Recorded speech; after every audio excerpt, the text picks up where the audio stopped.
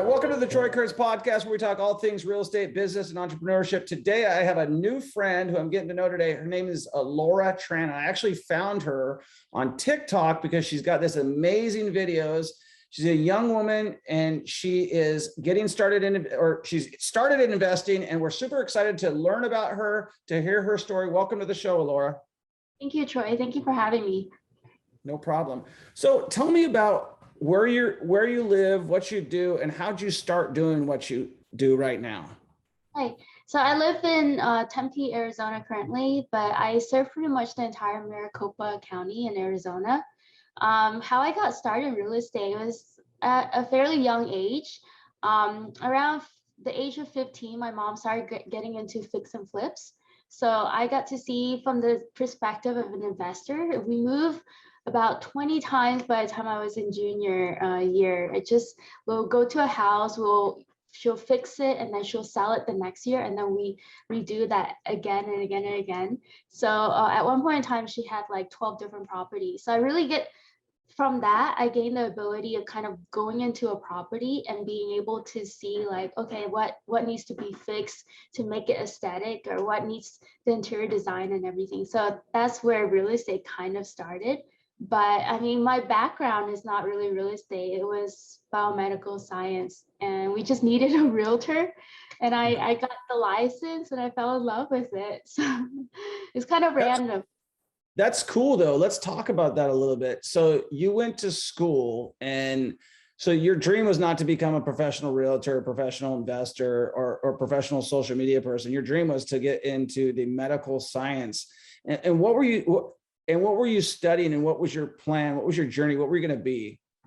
Right. So it was more of my mom's dream. She always wanted someone one of her children to be a doctor in the family. And I am the oldest one. So I got deemed the one to be the doctor, right? So I went as far as to get my master's in biomedical science. I shadowed everything. I shadowed surgery, dentistry, family clinic. And then afterwards, I just realized it's not fit for me. In my blood, I'm just an entrepreneur. I absolutely love business. I love negotiating. I love helping clients. I love giving value. So it's just, I decided at the age of 27, a little bit late, but I decided, you know what, I'm just going to do things that makes me happy and things that I'm passionate about. So yeah, that's where it pretty much began. So that's cool. So how did your mom take the news? I mean, I'm sure she was a little bit satisfied that the fact that you basically became exactly who she was in terms of this investor, right? You told me just before that she was investing in all these properties. She wanted you to be a doctor. You made a big work at yourself by going through and getting all those degrees and shadowing people and whatnot. How did she take it when you said, you know what, I'm going to follow your path and not go become a doctor? She was actually kind of disappointed, but what she went out to do was she went to get a doctorate in healthcare management. So because she got her doctorate, it took the weight off me to kind of become the doctor of the family. So that at that point in time, it was like, okay, you can kind of do whatever you want, like that's fine. That's awesome. Elora, so your family, you all live in Arizona right now, Maricopa County? Yes, we do. We have a pretty small family. It's just me, my mom, my brother, and my grandma. Yeah. And have you guys lived there your whole lives? Not really. I was originally born in Vietnam. So I came to Arizona first when I was 9 years old. And then from there, we kind of relocated, moved everywhere. We went to San Francisco. And then my mom brought us to Mississippi, where I kind of got my my undergrad and my graduate degree there. And then I came back here about 4 years ago. I don't know if you know this, but I own about 70 properties in Mississippi. It's one of the markets that I invest heavily in. I'd like to take a journey down that rabbit hole right now. So where in Mississippi did you go to college? I went to Clinton. I went to Mississippi College. It's like a Baptist university in Clinton, Mississippi. Okay, I know where Clinton, Mississippi is. So how did you, I mean, that's like a big shift coming from living in all these crazy cities to living in the middle of the most rural state in the entire United States. How did you make that adjustment? It was quite an adjustment. Just imagine coming from San Francisco, which is like a very diverse, liberal type of area, right? And then you go to Mississippi, which is very conservative. And I remember still like when I was in high school, just it was still kind of segregated in a way where the white, students sit on one side of the cafeteria and the black sits on the other side. So I was the Asian, one of the two Asian in the high school. So that was a huge cultural shock for me coming in at junior year where I don't know anyone and just it's so different. But it allowed me to kind of be diverse and kind of like be a chameleon and adapting quickly in anywhere that Yeah. I go. Did you pick up a Southern accent? I didn't, surprisingly. I kind of said y'all once in a while, but after living in Arizona, that kind of went away. That's cool. Yeah. So, and now when you got back to Arizona and you got your real estate license, why did you get your real estate license?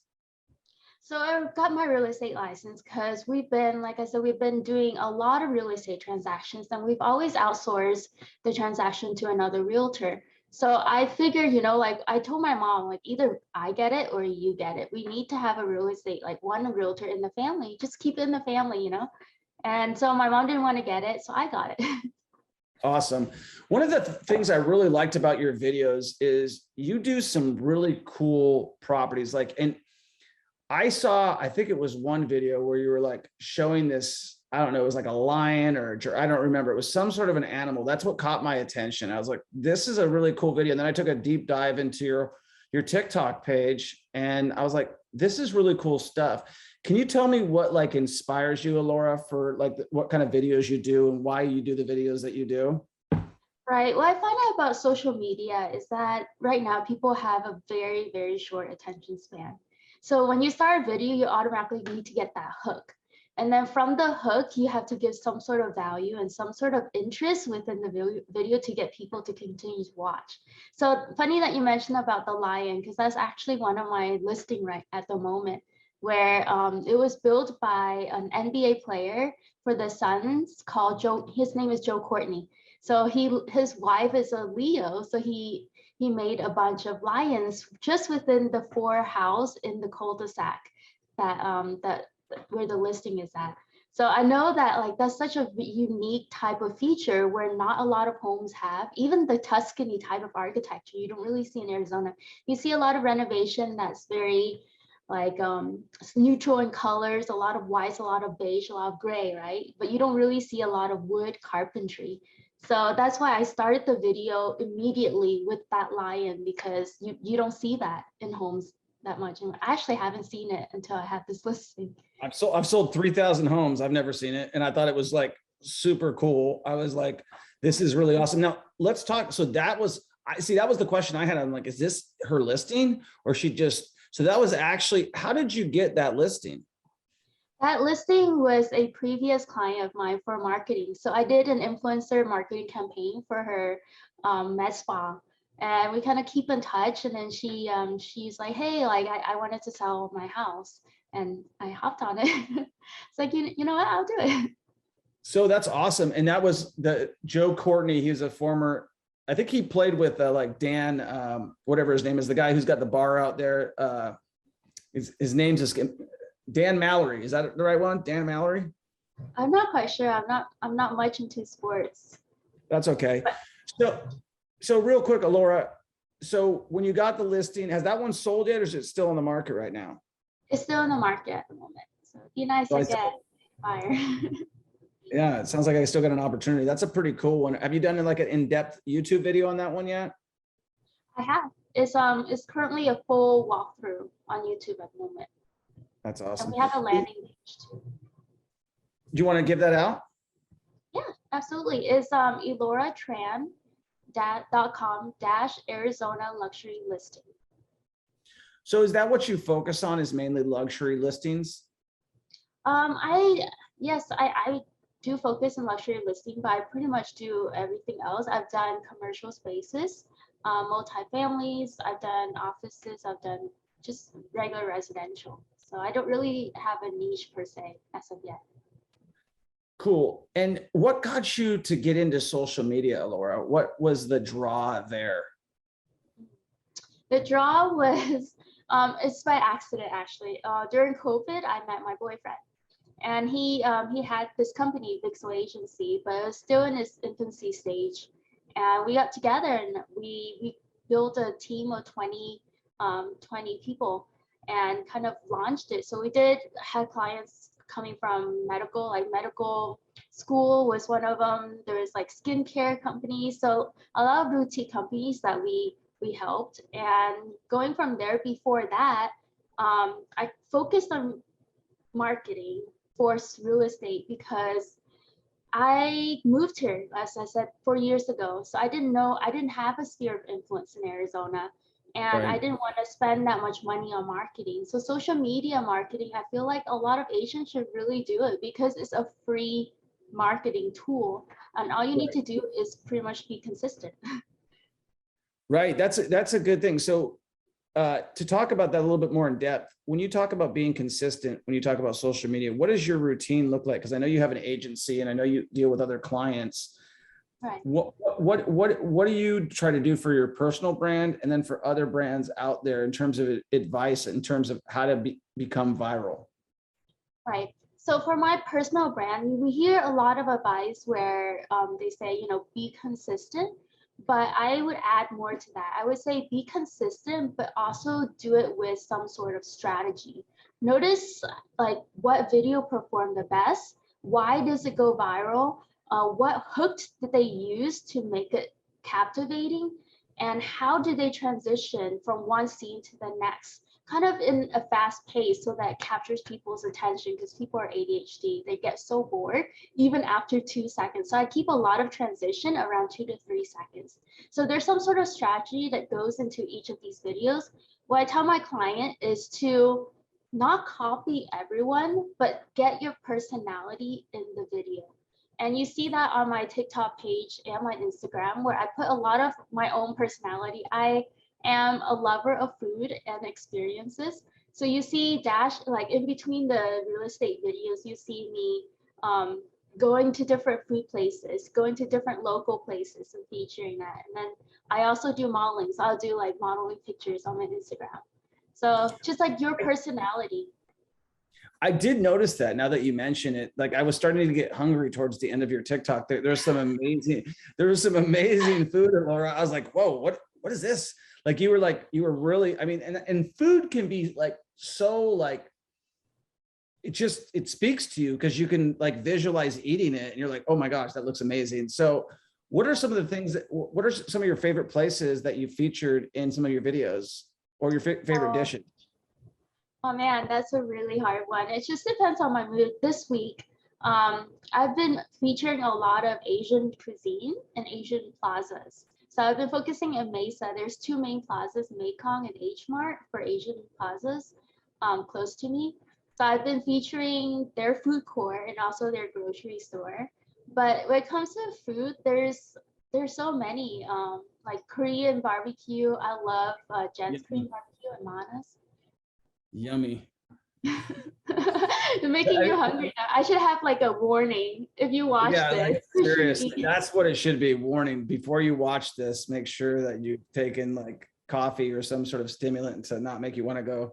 Because yeah, it's true. Like once you watch your videos, it's just the power of that social media. So I think that's cool that like COVID was kind of how you jumped in, and you jumped in because you saw your boyfriend's business that needed a little bit of help. And as the good woman that you are, Elora, you're like, I got you, I can help you. That's what my wife does for me. She's like, I see you doing this over here. You're doing it all wrong. Let a real woman get involved and help you out. And I'm speaking truthfully here. I'm not speaking like to like be condescending. I'm telling you that there's a reason why I dress the way that I do. There's a reason why, like, if you look at the original social media that I started, it was like me just like throwing crap out there. My wife's like, nobody's going to believe you. Nobody, because you don't look the part. Right. And I think that a lot of it boils down to perception of how you're perceived on social media. And I wanted to ask you, as somebody who's an expert on social media like you are, Elora, you mentioned call to action. For those of us who aren't familiar, or for those of you, I am familiar with that term, for those of the people who are listening to our podcast right now, first of all, give Elora a big 5-star review for thanking us for gracing up with her most valuable resource, which is her time. What is a great call to action, or how does somebody come up with a call to action? What is a call to action? A call to action is pretty much as it sounds at the end of your video, which I usually put, is asking them to follow you if you have social media page. Follow you, call you, contact you, any sort of form that you would prefer for the audience to reach out to you and to subscribe to your channel. Now, do you have to actually say that?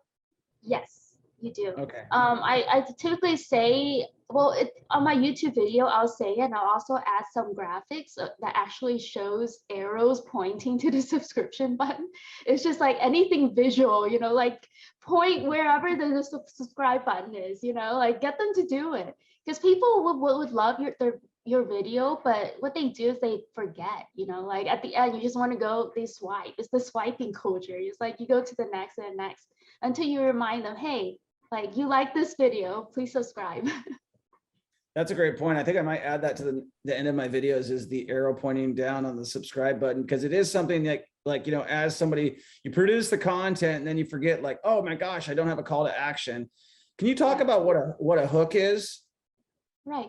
A hook is something, it's like, I would explain it as a headline. Like whenever you, for instance, you go on yahoo.com, right?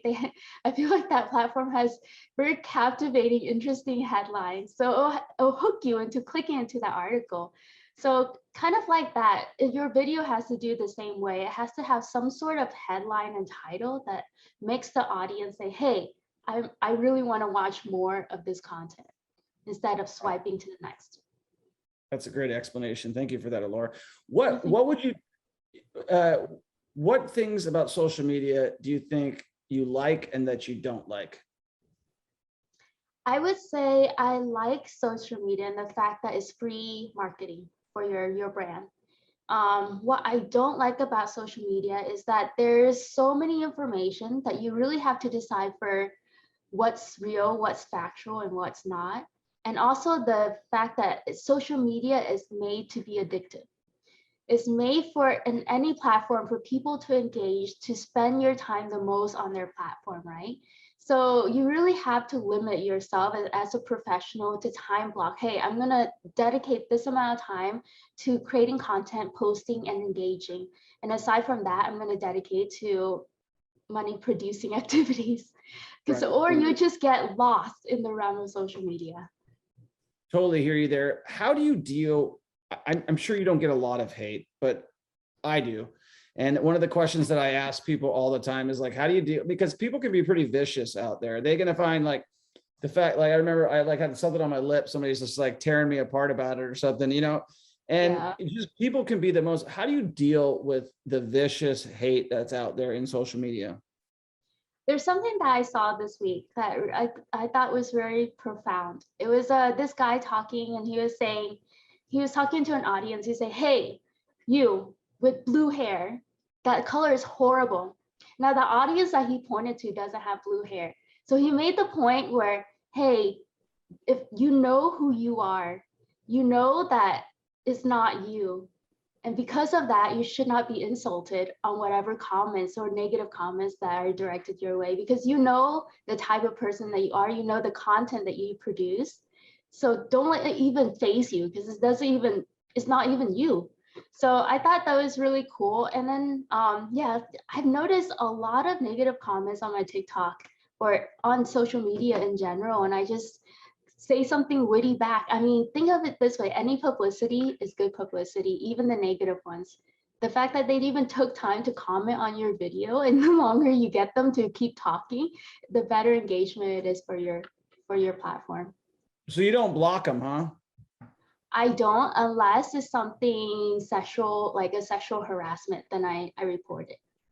Right. Okay. Yeah. I usually just, I got to the point where I'm just like, you know what? I don't like this guy's got a bad edge. Block. I'm just like this. block. Yeah, it helps with engagement. I just keep it there. And then I respond back. And sometimes people actually like my response because they're like, hey, because one of the guy, he wrote like boring.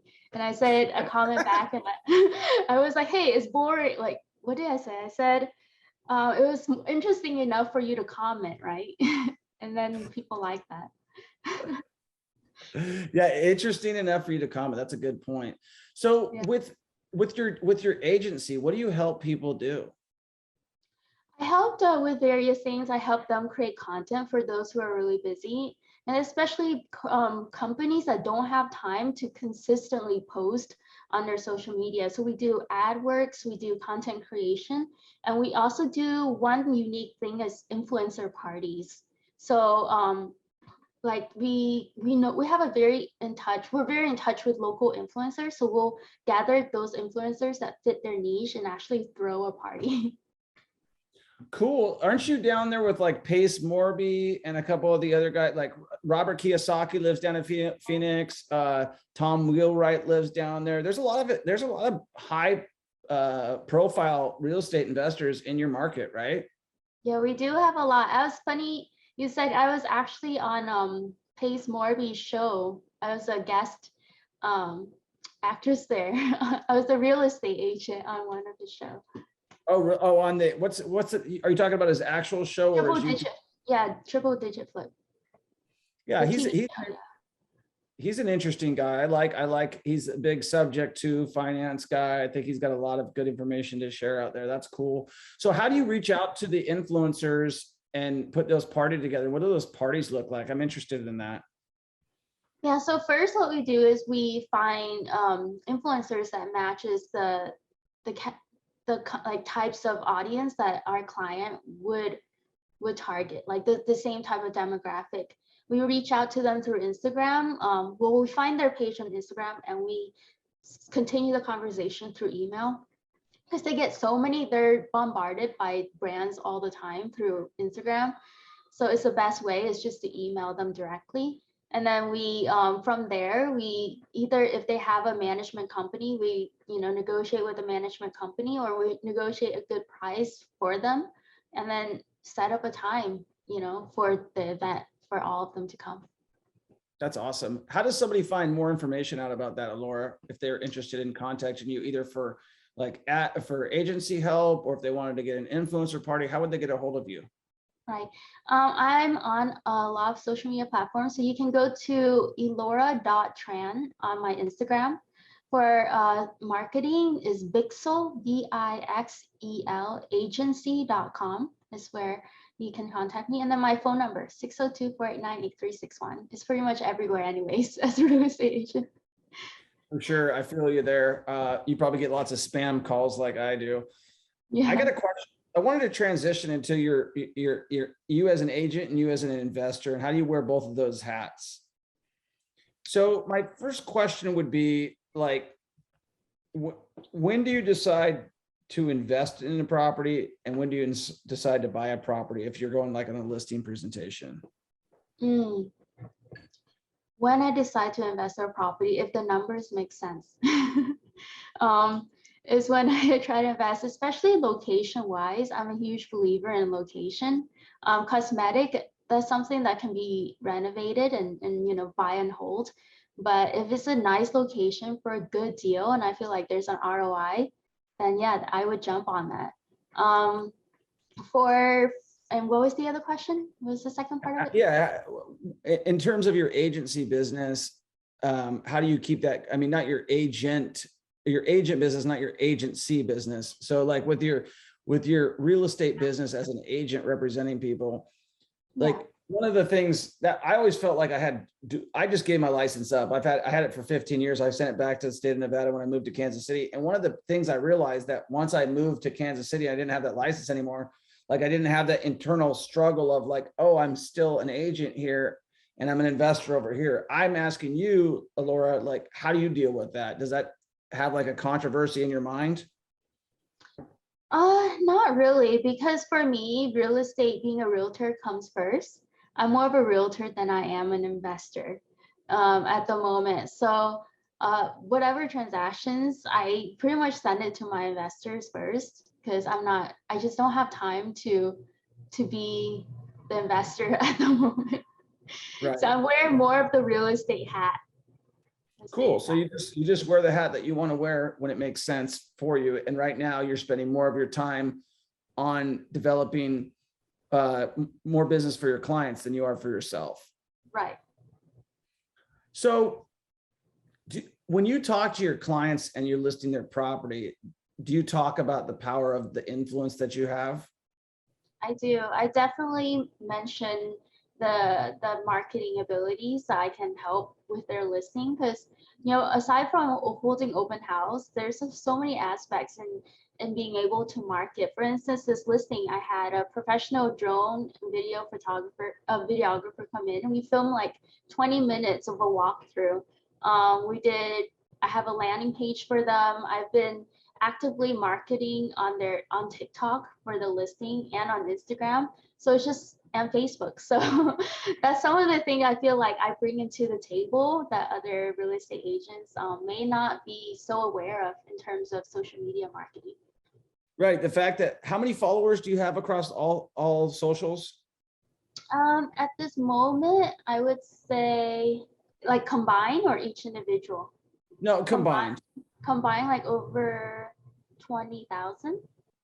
So just simply by telling your client, listen, I'm going to have this in 20,000 eyeballs by the time this thing's listed. What can the other agent do for you? You know what I mean? Right. I have people who are devoted to what I sell and what I look like. And that's a big leg up. A lot of people need to consider that when they're selling properties, because it's changed the game. I mean, when I didn't even have social media when I was selling properties. I mean, I've only been on social media for 1 year, really.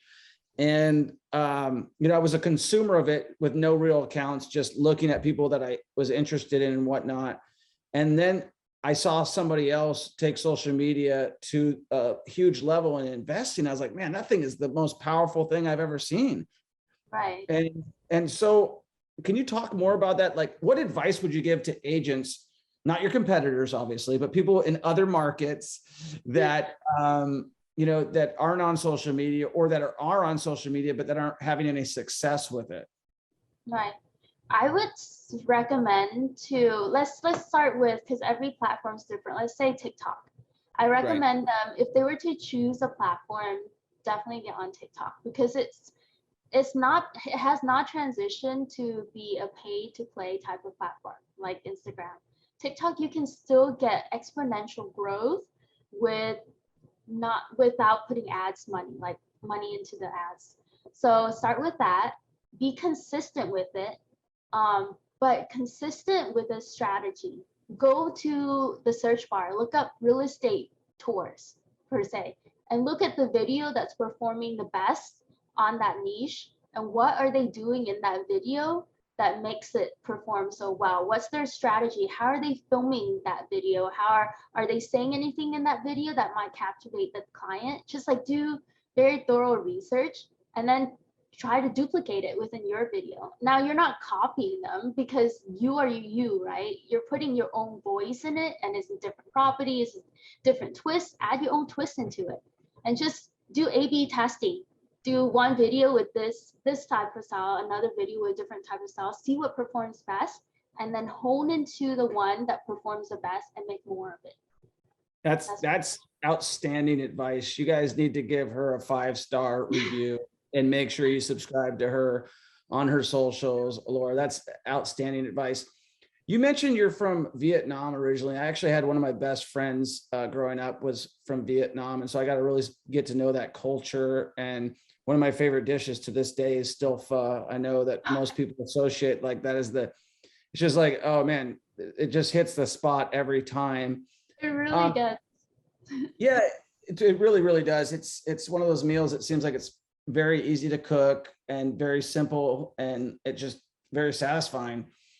One of the guys that I really look up to, who I think, as you mentioned, that made me think, I believe he is Vietnamese, and if I'm incorrect, please correct me. His name is Thatch Nguyen, and he's a real estate guy out of Seattle who's a Vietnamese guy, and he said that he immigrated at 7 years old, and he's really flashy, and that's what catches me. Like, he's always got a Rolls Royce out there or something like that.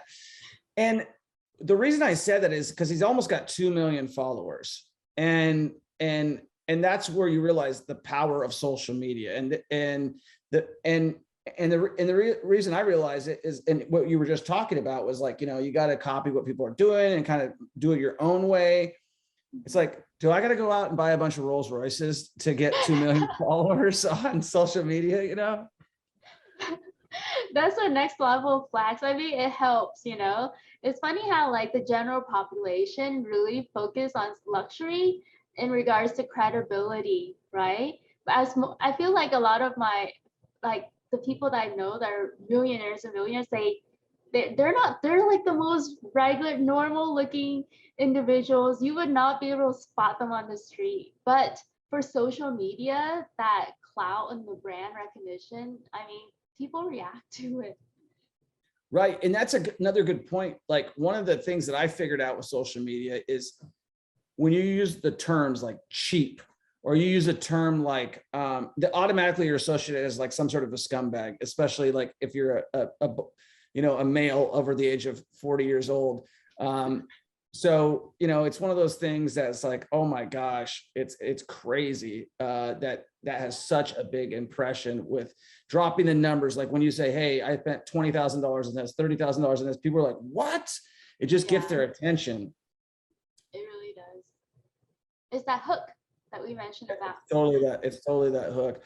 Well, so what would be a piece of advice that you would give to somebody who's new and young and trying to get started in business, being a serial entrepreneur like yourself, Elora? What advice would you leave our audience with? I would say to not get stuck in the phase of researching. Because I know so many people where they read, they research, they look everything into whatever business that they want to start, but they never take that step to take action. And I feel like a lot of the things I learned in business is while taking action, while doing it, while failing, while realizing that, oh shit, I made a mistake. Like I'm gonna redo it differently next time, you know. But it's through those actions that you learn. So don't be afraid to take action. Is my one advice. That's probably the best advice. I always tell people you got two ways. Hire a coach, get a mentor, get somebody that you can look up to, or take action and fail and learn from your mistakes. Right. And I think that's excellent advice. Elora, I really appreciate having you on the show. You've been dropping a ton of wisdom on our audience. How do people find more out about you? I don't even remember. Did you give out your phone number? Yes, you did. You did it rapid fire. Can you slow it down and give it again 1 second real quick? Sure thing. It's 602-489-8361. Perfect. And how do they get a hold of you on your socials? How do they find you? What's your social handle on TikTok and on IG? Yes, IG is Elora, ELORA.Tran, TRAN. And then TikTok is my name's Elora.realestate. Elora.realestate. Elora, we appreciate you gracing us with your presence today. You've been a wonderful guest. If you guys enjoyed what Elora had to say, you want to hear her come back, definitely share this video with a friend, definitely subscribe to our channel, and definitely follow her on all of her socials, follow her journey. I can tell you, if she's a doctor, serial entrepreneur now, like the sky is the freaking limit, especially with the power of social media. It's like pouring gas on a fire. I totally appreciate you coming on the channel. I appreciate you. Thank you. All right, peace.